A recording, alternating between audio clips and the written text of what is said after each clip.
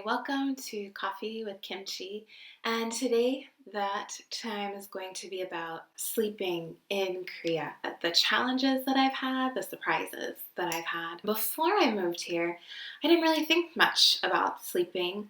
I lived in a pretty quiet neighborhood in a suburb of Columbus and never really struggled too much with sleep unless I was super duper stressed. Before I moved out here, I realized that sleep was super important to losing weight. Stress is something that causes us to either keep weight on or it causes us to gain weight in many different ways. It's very complex. One of the ways that we stay stressed is if we don't have enough sleep. Now that I've maintained weight for a while here, I'm looking at losing a little bit more. And one of the most important things, the place where I start, is sleep. If you are in Korea currently, or planning to move to Korea, or even if you live really anywhere in the world and are struggling with sleep, I think that these things could help you. The first issue that I ran into was a super hard bed. In the past, people in Korea slept on the floor because most of their floors are heated. I am not used to sleeping on the floor, not since I was like 10. I think that beds here in Korea may be a little softer than like a box spring. Then the other problem was pillows. The first pillow that I got when I was here was during orientation. We had this little pillow and it was maybe, the pillow was maybe this big. It was like a little kid-sized pillow and it was filled with flattened straws. Like the plastic straws, they had been cut and flattened. Basically just like propped your head up a little bit. But I have pretty broad shoulders and I sleep on my side, so, oh man, it was rough. They have a home goods store in Gunsan. They also have it in Seoul. They have it in lots of places around Korea. What is it called? Modern Home. And found some down-filled pillows, and it was like 1+1. In Korea, they call it 1+1, but in America, we call it buy one, get one free. But then the mattress thing was still really hard. I finally found they have like maybe a 10 centimeter foam, like a memory foam mattress at Lotte Mart. So I got that down. And then the next problem that I came across was it was noisy. I'm on the 4th floor. The buildings are so close together and so tall that if anybody just talks outside, it echoes all over the street. I can hear people like an entire street over at night when they leave their restaurant or bar or whatever it is, or somebody's house. You would think like, oh, well, yeah, then people go to sleep and then it's not a problem, except that a lot of people don't go to sleep at like 10 or 11 when I need to go to sleep. A lot of people are leaving restaurants and bars at 2 a.m. or 3 a.m., especially if it's the weekend. And so I would wake up or be kept awake by noises or by people yelling at each other in the street.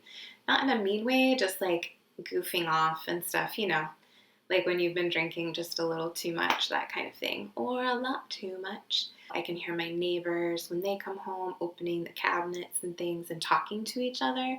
And if they have like more than one person or are watching television, yeah, I mean, I can hear that. I don't think that my hearing is that super sensitive, or else I would be like a superhero.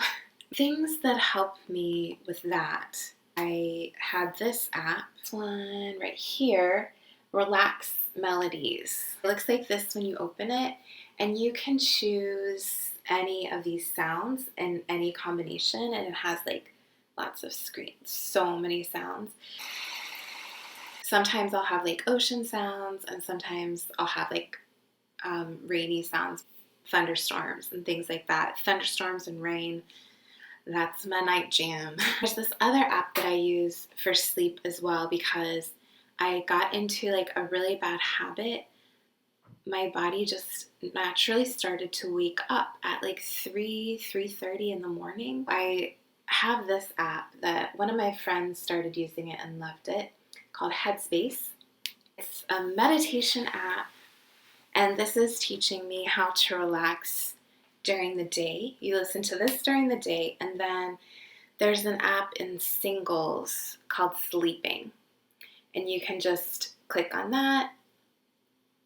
Welcome to Headspace on Sleep. And I feel like this is such a good gateway into figuring out how to like calm your mind and take control of your thoughts. I decided I needed a routine. I needed my body, my brain to know hey, it's time to fall asleep. I decided I wanted to turn the computer off, the TV off, my electronics off at least 30 minutes before I went to bed, brush my teeth, wash my face sometimes, and then I read for about 20 minutes. While I'm reading, I turn on my sound machine that's on my iPad, and then after I'm finished reading, I turn on my meditation app and listen to that. It's about 10 minutes long, and sometimes I fall asleep before it's over.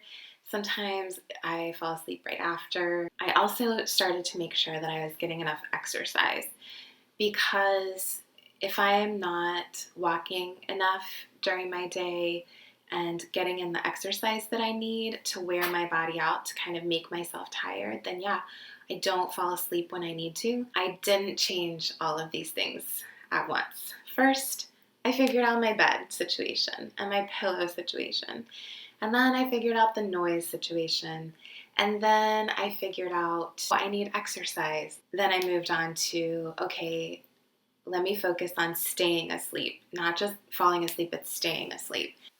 Anyway, those are my tips for falling asleep, staying asleep, going back to sleep, how to sleep in a noisy place, how to sleep in Korea. If these are helpful to you, give me a thumbs up.